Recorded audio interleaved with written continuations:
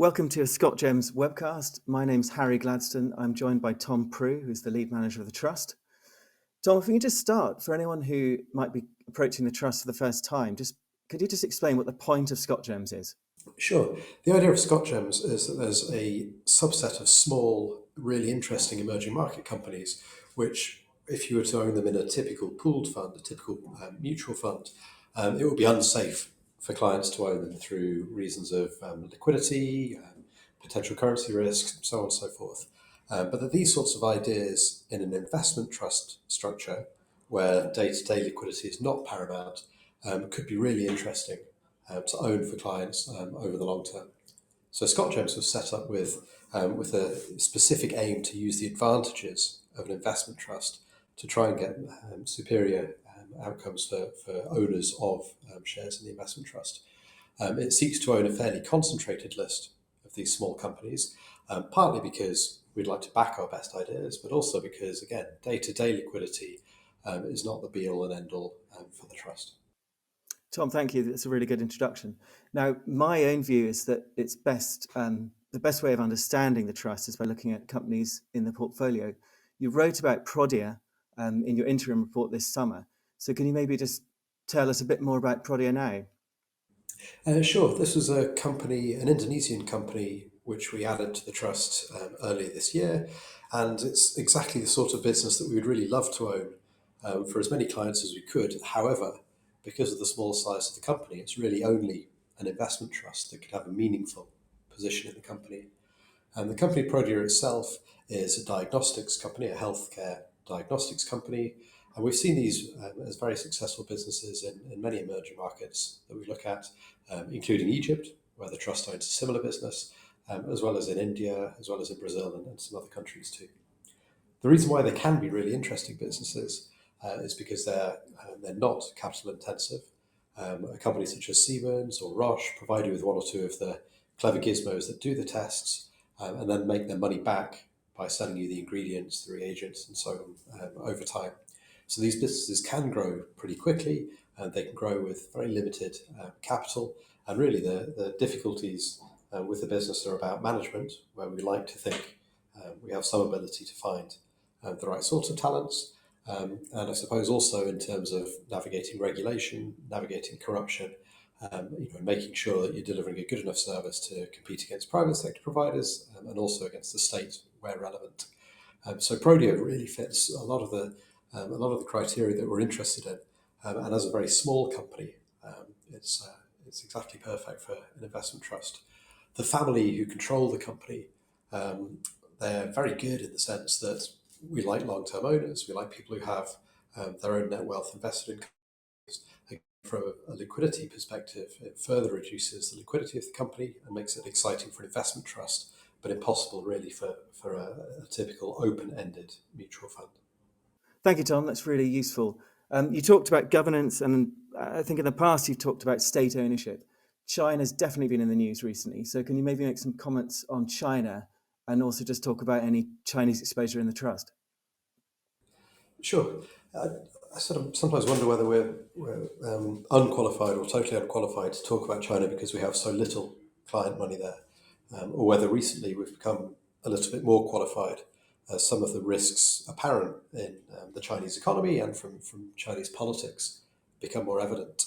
And the slide in front of you is the slide that we've shown to many of our emerging market clients for 2 or 3 years now. So certainly for the first year or two, it was a slide that may have confused many of our clients. That was when China was off to the races. Companies were, some companies were nearly breaching $1 trillion in market cap. Different companies were being added to the index. There were huge foreign flows into China and so on and so forth. It's perhaps a slide that makes a little bit more sense in the last 6 or 12 months since such events as the cancellation of the IPO of Alibaba's financial arm, since the elimination of the for-profit Chinese education sector, or the near elimination of it, since the crackdown on gambling, which is always and forever a difficult regulated sector in all the world, not only in GEM. So it's a slide that makes a little bit more sense.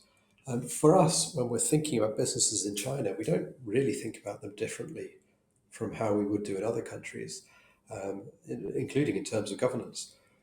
What we're interested in wherever we look are discernible owners of businesses, owner managers preferably of businesses, who operate franchises that are as far as humanly possible away from things that the government is going to be interested in on a day-to-day basis. We don't really like businesses that have huge government tailwinds, because those tailwinds, or those favours, to use a different term, sometimes turn into headwinds. China has been a good example of that recently, when the entire tech sector, after a decade or so of tailwinds, has recently found those are reversed. The only material investment that we have in China is, again, I hope, a business that is far, far away from the eyes of the government. It's a business that sells tissues, feminine products, toilet roll, so on and so forth. It is controlled by a combination of a family, a private sector family, and a Swedish investor which owns a lot of brands and provides technical know-how. Over the period that we've looked at the business, it's been far away from government. It's been extremely well run. The combination of a local family with their own wealth invested in the business plus foreign know-how has been extremely successful. That's the only material investment we have in China at the moment. We're working hard to find new ideas in China, but we have to recognise that they need to meet the same hurdles that same business would meet in India or in Latin America or elsewhere in emerging markets. We can't have different standards. We can't have lower standards in China just because there's a few more people there, or just because GDP growth may be a little bit faster. We have to have exactly the same standards of governance, and we have to have the same realistic valuation criteria too. Tom, thank you. And just sticking with geography, we've got a slide here which shows the trust's regional breakdown compared with the main emerging markets all-cap index. Can you just make any general points about the geography of the trust? Sure, I can try. I think for us, the most important thing to try and offer shareholders of the trust and clients of our emerging market funds is a diversified collection of the best companies we can find, whilst obeying the valuation parameters and disciplines that we've always tried to have. We need to be quite conscientious about avoiding areas of the globe that we think are in bubble territory in terms of valuation, or in bubble territory in terms of people being overconfident about the quality of companies there. When we look at the regional breakdown here, that explains why we have very little money in China, as we talked about in the previous question.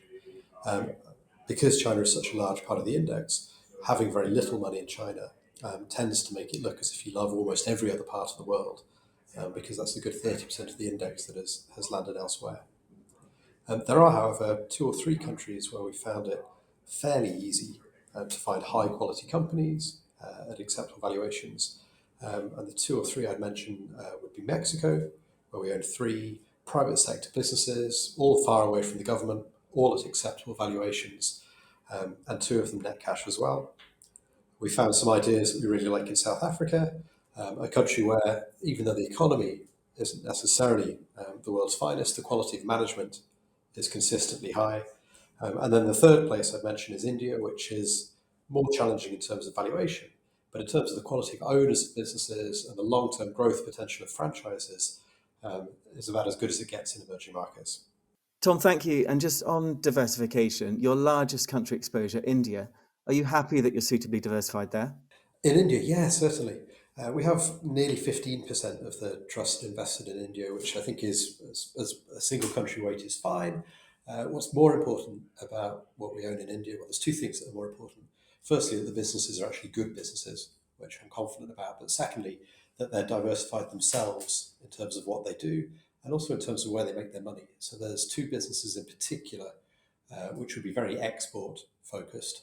One is Scient, which is outsourced engineering, and the other is Syngene, which is outsourced pharmaceutical research. So both of those businesses would earn substantially all of their revenue from exporting their skills and technologies. So of this 15% that the trust has invested for shareholders in India, I'd say roughly half of that is domestically focused, and the slightly smaller half will be export focused. Thank you. And some shareholders and prospective shareholders will look at this and look at the countries, and some of them will definitely be categorized in their own minds as frontiers. Do you make the same differentiation or not? I wouldn't say there's a clear distinction. There's a long spectrum of emerging markets that are get heading into developed territory, emerging markets that are pretty tricky, and then frontier markets that are almost impossible. And if I was looking for a guide into it, I'd probably reach for Transparency International long before I'd ask the MSCI or the FTSE index providers how they see things. What's relevant for the trust is that liquidity is not necessarily an impediment to where we might invest. So I'm not interested in investing in countries just because they sound exotic or just because they might be fun to visit. But I am interested in finding ideas which couldn't be owned in a typical mutual fund, and where, going back to our first question, where the setup of an investment trust is can be used to its advantage. Some of those are in countries that the MSCI or that people consider frontier. That's fine, so long as the people owning and managing those businesses are still good enough, and so long as the franchises themselves are strong enough to cope with some of the slings and arrows that you're more likely to get hit by in a frontier economy. Tom, thanks. Now, we've got a slide here looking at the trust's performance to the end of September. Can you make any general points on performance? I certainly can. Shareholders since inception, will know that the trust had a very difficult first couple of years, and as a shareholder since inception myself, I've seen those years through. I'm much more encouraged by the performance of the trust in the last sort of 12 months or so, in a couple of different ways. Firstly, that in absolute terms, and also in relative terms, certainly versus the mainstream emerging market index, performance has ticked up.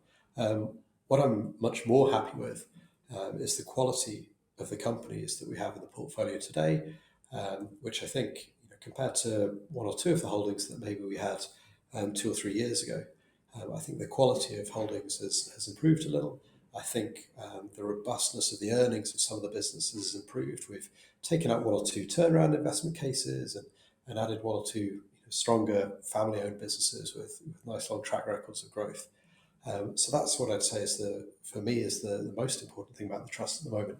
But it is pleasing to see that over the last year or so, the numbers have picked up a little bit. And Tom, thank you. I think we'll leave it there. We've deliberately kept this very short, so shareholders and investors may have other questions. So please do read the interim report. The best way to understand this trust is to look at the companies in the portfolio. And then after that, if you do have questions, please submit them via the website. Thank you very much.